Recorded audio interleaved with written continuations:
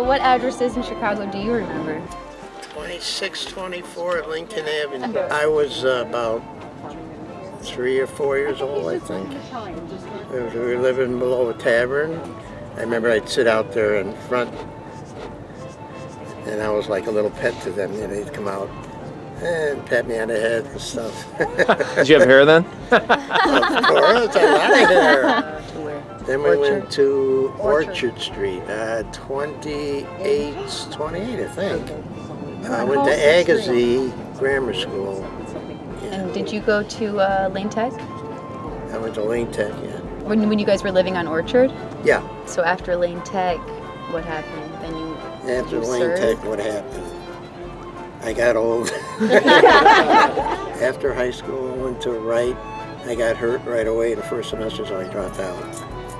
But they had a football team at Wright College? Yeah. Wow. And then I went to work with this pilot photocopy downtown.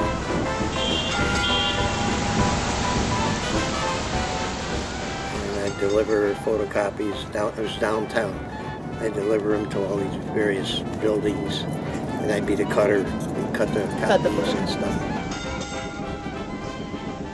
Used to take the streetcar to Belmont, and then Belmont up to Western.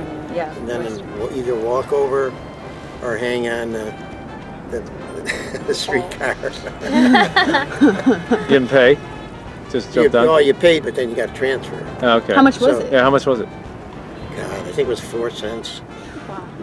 So you had to carry 4 pennies with you, or you just give them a nickel and say, keep it? You give them 4? No, you keep it. Are you serious?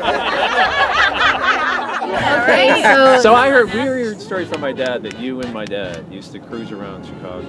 He had I don't know what year it was, but it had a crank. Ford, you had to crank it to start it. Really? Yeah. I'd get out and crank it and he'd start it, you know. Well, anyway, we painted the thing with a paintbrush. We took paintbrush and painted the thing red. Had a rumble seat, and everybody jumped. You wanted to jump in the rumble seat because we go down to the beach and down to the lake. And did you sneak in Wrigley Field too, the way he said you guys used to sneak? We never have any money. Yes. We never paid to go to Wrigley Field. I must have saw 1,000 games there. What would you do? Like, what would you do? How did that work? We jump, you know, bleacher things out in front there. We jump on top of that thing and climb up. And then when they had double headers, the ice trucks would come on the side and they had this fence. We'd climb up the fence and crawl through. And now, as far as the L goes, to go downtown, they had to... Yeah, the turnstile doors? Yeah. Well, we broke one down. But then, were the turnstile doors wood? How did you break it? No, they you broke weren't the wood. metal? They just popped down. They were metal. You find a weak one. So it's thanks to you guys that the turnstile doors have changed. We sold peanuts at Wrigley Field. You sold peanuts at Wrigley Field? Yeah, you get those big bags delivered home, and then we put them in little bags, you know. They had a show called The Covent on Clark Street, and they'd come out, they'd leave out the side door. Well, we'd wait for them to leave, and then we'd go in.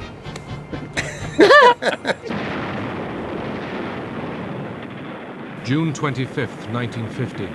The North Korean army launches its surprise assault on the south. So then you went in the war, the Korean War, right? Were you drafted? Mm-hmm. Did they just send a letter to your house? Yeah, what was that like? So you get this letter and it says... Yeah. Did it say, like, you have to report here at the Welcome, time? you jerk. Korea is a small country, thousands of miles away. But what is happening there is important to every American. Yeah. So how old were you? Well, I was in 51, so I had to be 21, I guess. 21. Jeez. Okay. I think it was. And how long after you got the letter did you have to ship out? They gave you, I think, about 3 or 4 weeks. I can't remember for sure. That's it? Yeah. I thought you were going to say months. Yeah. Then we went to Fort Sheridan. Really? Okay. Yeah, that's where you started. You Yeah. know, you took the train to Fort Sheridan, and from there, they sent me to Fort Sill, Oklahoma. You're in the Army? Infantry? No, it was artillery. Then I took my basic training. Then I went home. But after it was done, they give you, I forgot what they call it, delay en route or something. They called it, I think. It was like 2 weeks or something. And there was 4 guys, me and 3 other guys. We took one of these drive-away cars, and we had to go out to Seattle. We each drove 4 hours, non-stop. And, To Seattle? To Seattle. And then we were there for a night or 2, and then we took the SS Patrick to Yokohama. It took 17 days. Had you ever been on a ship before? Not a big ship, no. And we went to Yokohama. And we went through like 2-3 storms, and everybody was sick, of course. What do they feed you? Yeah. What were you eating on the feed ship? It didn't matter too much. It was coming up anyway. So it took you 3 weeks to get to Yokohama, okay, Japan, right? Yeah. And then we got off and got on a 2.5-ton truck, and we went to the 1st Cavalry. They had a base, the 1st Cavalry Division. We were there for a week. We took some kind of a medical training thing. Then they put us on a train, and all I remember is Fujiyama. You know, Mount Fuji. Mount Fuji. Yeah. It was beautiful. It was perfect shape, and the snow on it, just like you drew it. And it was on the right-hand side of the train. Then we got on a banana boat. It took us over to Busan. And from Busan, we got on a train. Jesus. And then they had all these MPs, look out, all the enemy. Well, there's nobody around. It's all bullshit, you know. They had to play the big shots with their... Yeah. All I remember, we went by the Chosun Reservoir, and they divided us up. Some guys went to the East Coast, some guys went to the West. We went to the East Coast. Did you go to the front line? Whatever was the front line at the time? Yeah. Well, at that time, there was no longer any of this back and forth, because they had a lot of that before, you know, the Incheon and all that stuff. Now it's pretty permanent, you know, the front lines were permanent. And so we had 3 outposts, there'd be 4 guys in each. They'd send you up there, you'd have to carry your sea rations and water and all that crap. And you chug it up a hill, and you go on the front, and we were with the Korean Army, and they had their kimchi cooking out there. That smelled really good. Oh yeah. Hey, this is a naive question. What is a sea ration? Yeah, little boxes of food. They have various things in there, beef and noodles, cans. Is it C like the letter C or S-E? No, they just called it sea rations. One can would have cream and sugar and a little thing of toilet paper. Little baby toilet paper. So we lived on sea rations because that's what you brought up with you. The first day we were in this bunker, and me, you know, being a dumb American, I went, oh, look at that, that's the front lines out there. And I just happened to go like this and zlunk right by that. Really? Yeah. That's what they So shot your everybody hair listen. off, right? Isn't that That's how I got what bald. my dad said? And then anyway, after that, the second day I went up there, these rounds are coming in. I guess they were required rifles or something. And I'm running, you know, I don't know anything.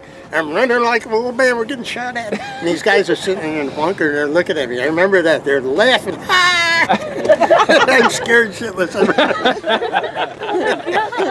Did you shoot? Did you have to? You were artillery, right? Did you fire the... Well, we were observers. Okay. We'd called in fire missions. Just like what you have on a map, given the give them the coordinates, give them the right? coordinates. Yeah. And say 1 round, Willie Peter will adjust. Willie Peter is white phosphorus because you can see it better. Ah. It's white, you know. Right. And it's very bad because it gets on and burns. Right. Yeah. Anyway, you'd call that in, you'd see that, and then you'd say, well, you know, 200 left, 200 up, down 200, whatever. Fire for effect. Well, when you first come up there, you're firing 105s, which are the small artillery. And after you're there for a while, you say, yeah, whatever. It's like bullshit with this small stuff. So now we go to 155s, which are bigger. And then after that, the hell with this. So now we went to 8 inchers. But you better call in something good. So you're talking to a general, and you say, yeah, I have 10 tanks and so many MIAs, so many KIAs, blah, blah. You give them all bullshit, you know. Otherwise, they won't fire for you again. That's when you've been up there a while, you're not green anymore. Yeah. So, did you get scared? Oh, of course. You're only scared at first. Yeah. After a while, you don't care anymore. You get so you don't care if you live or die because you're living like kind of like crap. Yeah. You got your same clothes on for 2 weeks. Your same. I never took my shoes off for 2 weeks. Yeah. You know, I tell you this stuff. Oh, take socks. You got to change socks. But who the hell had time for that? You don't do that. Yeah. You're sleeping on wire, and you know. So, so anyway, we had this one guy from the USS Iowa, Battleship Iowa. He had what they called an Angry 9 radio. So he called out to the USS Iowa. He says, it's too quiet out here. So there's nothing going on. So he calls in a fire mission.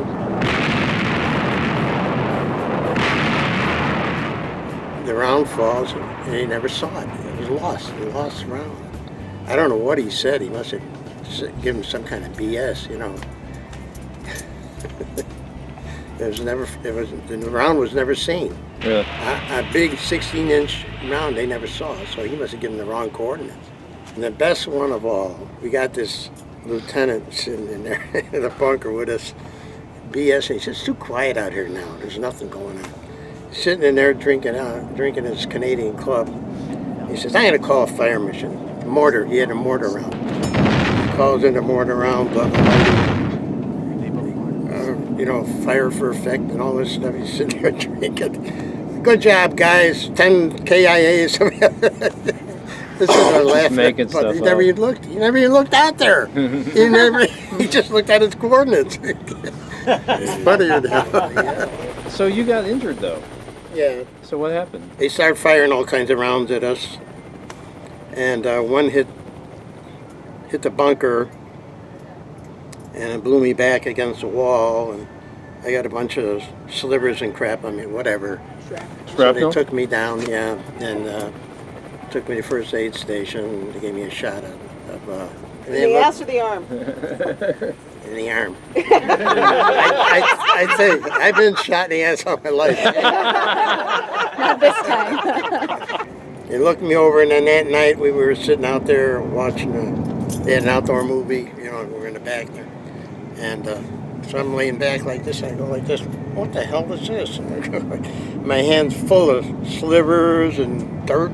Well, they didn't check my head, they checked everything else. Oh really? Oh wow. Yeah. So anyway, and then we had, And was big- that it for you then, or did they? no, they send you back. Really? Oh yeah, they don't.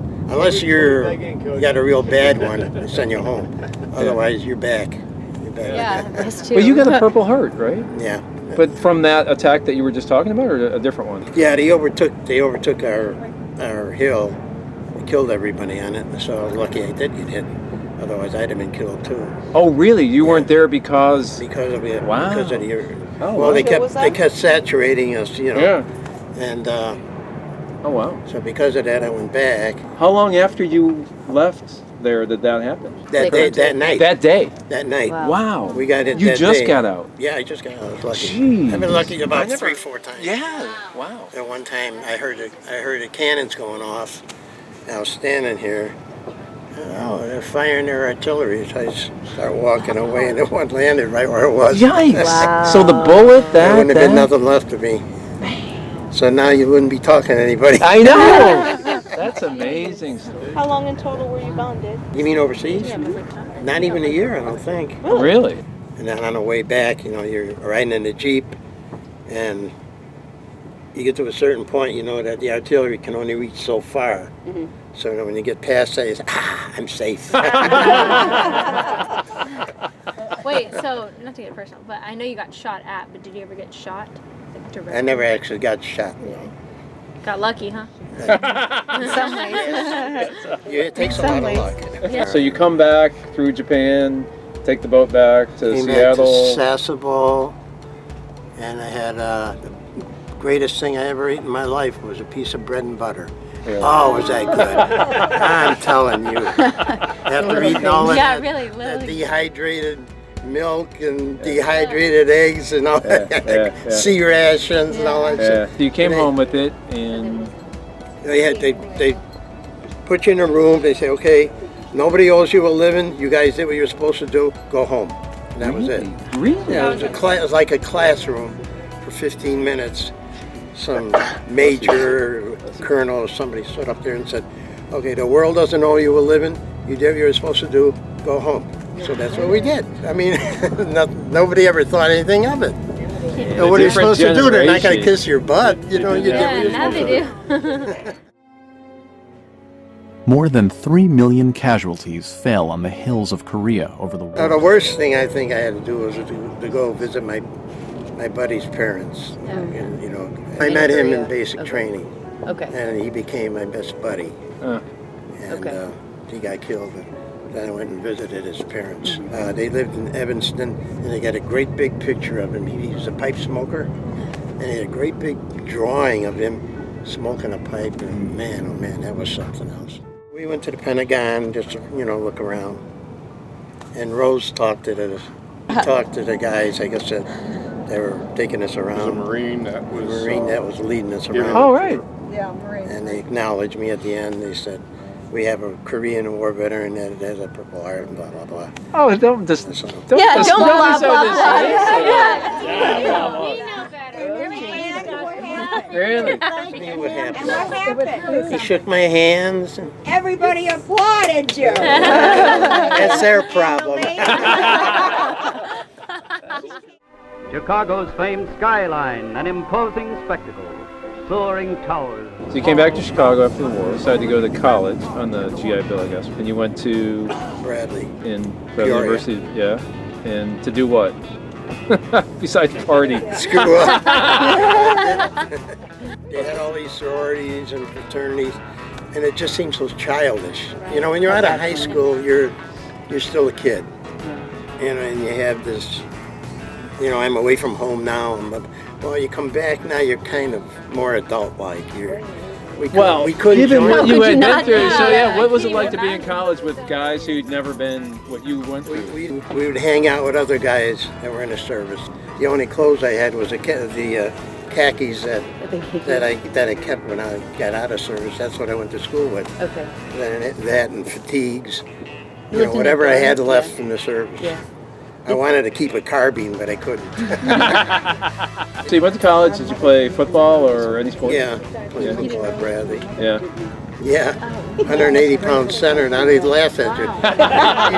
You're too small to be a halfback. For crying out loud. But were you guys tougher than the guys who weren't in the service, you know? The football players, the guys who were in the service? I don't think so. We were older. That's Yeah, all. well, We I were just tougher. imagine- It's the opposite. Really? When you're up there, you don't do nothing. You sit there and eat and just sit around and wait for Get fighting. shot at. Yeah, it's just the opposite. It was harder for me than it was for kids coming out of high school. Really? They're in good shape. Okay. Did you have a roommate in college? We had about 4 of them. 4 of them? Yeah. Yeah, one guy was in the same outfit with me. Oh. We came home, I went in the locker room to change, and then my football gear, my first day, and about 3 guys down, I look at him, holy Christ. The guy's name was Jack Potter. He was in the same outfit as me, but he went to the West Coast, I went to the East Coast.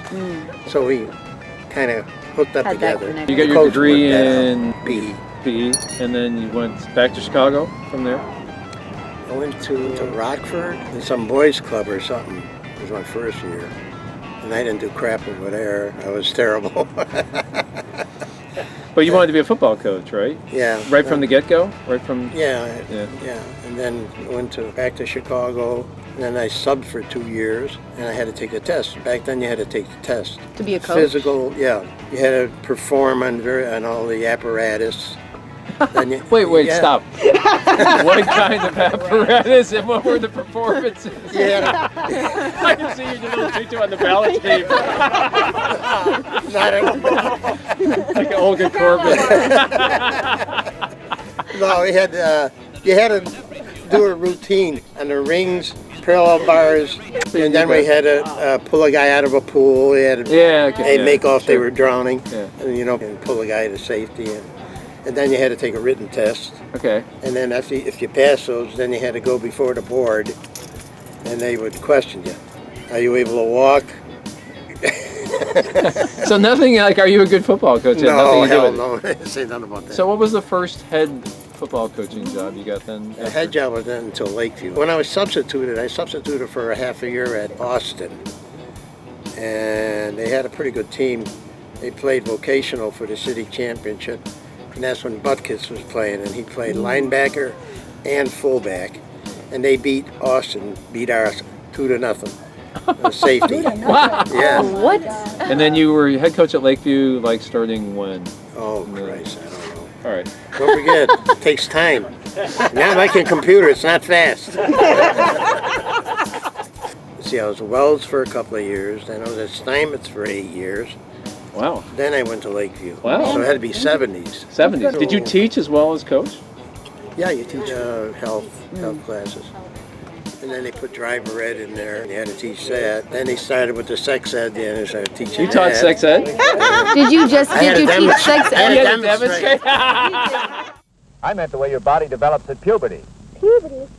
What's that? Well, that'd take a little explaining. They're very Basic. very basic. Yeah. You know, this is a girl and this is The a guy. boy. Yeah, right. Did you like your students? Oh yeah, at first. What does that mean? What does that mean at first? Well, after about say 24 years, Okay. I started getting it, so I didn't care too much for them. Because they changed? I was starting, I was just burning out. Yeah, well, you had gangs and shit going on.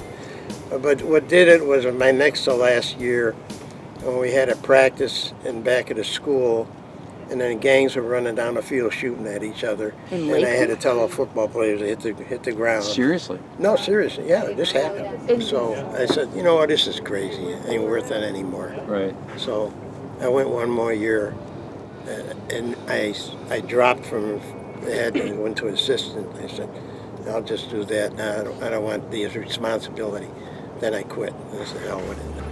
So you went to one championship game, city championship game? Well, we played Lane in the playoffs one time. We had like 20 guys, and Lane comes out with 80 guys. And we were actually leading, but they wore us down. I mean, we couldn't keep up to them. But we did win the city in baseball, though.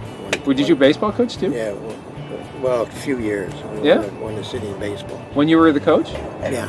Then we went down to St. and lost the first game. Still.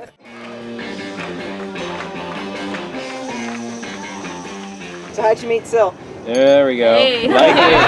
There it is. She was working in his lunchroom. She was a lunch lady. She was the lunch lady, and did you walk in and try to sweet talk? What's the story? Tell me the story. Yeah, she gave me an extra thing of mashed potatoes, so let's go out. No way!